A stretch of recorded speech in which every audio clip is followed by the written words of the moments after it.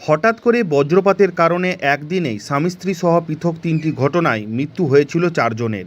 স্বামী স্ত্রীর মৃত্যুর ঘটনায় পিতামাতা হারা হয়ে যায় তাদের 2 সন্তান। আগামী ভবিষ্যতে তাদের কি হবে সেই অন্ধকার গ্রাস করেছিল বজ্রপাতে মা বাবার মৃত্যুতে। অবশেষে পিতামাতা হারা 2 সন্তানের আগামী দিনের পথ চলার জন্য মুখ্যমন্ত্রী মমতা বন্দ্যোপাধ্যায়ের নির্দেশে অতি দ্রুততার সঙ্গে তাদের হাতে ক্ষতিপূরণের টাকা তুলে দেওয়া হয়।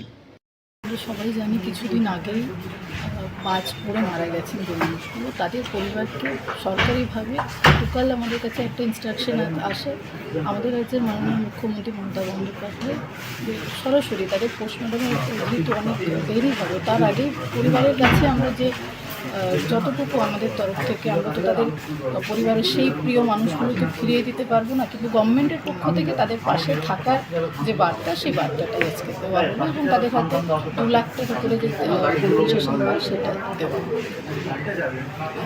প্রসঙ্গত গত সোমবার দুপুরে জমিতে কৃষিকাজ করার সময় লালগড় থানার অন্তর্গত সুটপিপুল গ্রামে বজ্রপাতে মৃত্যু হয় লালটু পূজারী ও কাজল পূজারী নামের স্বামী স্ত্রীর।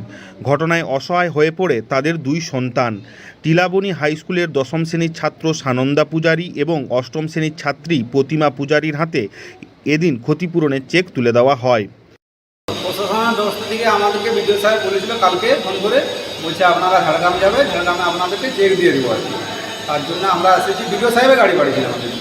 বিডিও সাহেবের গাড়িতে আমরা আসছি, এইখানে এসে আমরাকে 2 লাখ করে 4 লাখ টাকা চেক দিয়েছে, 2 ভাই বোনকে 2 লাখ করে দিয়েছে আর কি। আচ্ছা, মানে কি ঘটনা ঘটেছিল সেদিন? ওই যে মাঠে গেছিল চাষ বাদাম তুলতে, তখন হঠাৎ একটা হয়, তখন ওরা আমরা দাঁড়াই যাই, দাঁড়াই যাওয়ার পরে ওই মানে বজ্রবিদ পড়ে, বজ্র পড়ার পথে ওনারা অজ্ঞান হয়ে যায়। ওনারাকে নিয়ে এসেছিলাম আমরা ঝাড়গ্রাম হসপিটালে। ঝাড়গ্রাম হসপিটাল থেকে ডাক্তারবাবু দেখাদেখি করে বললো যে না, এনারা আর নেই, মারা গেছে। অপরদিকে গত সোমবারই বেলেবেড়া থানার অন্তর্গত পৃথক 2টি ঘটনায় বাজ পড়ে 2 জনের মৃত্যু হয়। লাউপাড়া গ্রামে কৃষি জমি থেকে বাড়ি ফেরার সময় মিহির কুমার মহাপাত্র নামের একজনের বজ্রপাতের কারণে মৃত্যু হয়। মিহির কুমার মহাপাত্রের স্ত্রী অনিমা মহাপাত্রর হাতে ক্ষতিপূরণের চেক তুলে দেওয়া হয়।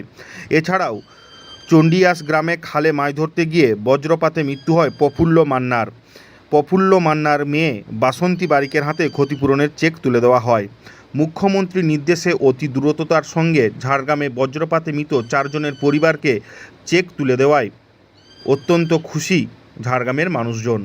ঝাড়গ্রাম থেকে বুদ্ধদেব বেরার রিপোর্ট, লোকাল 18 বাংলা।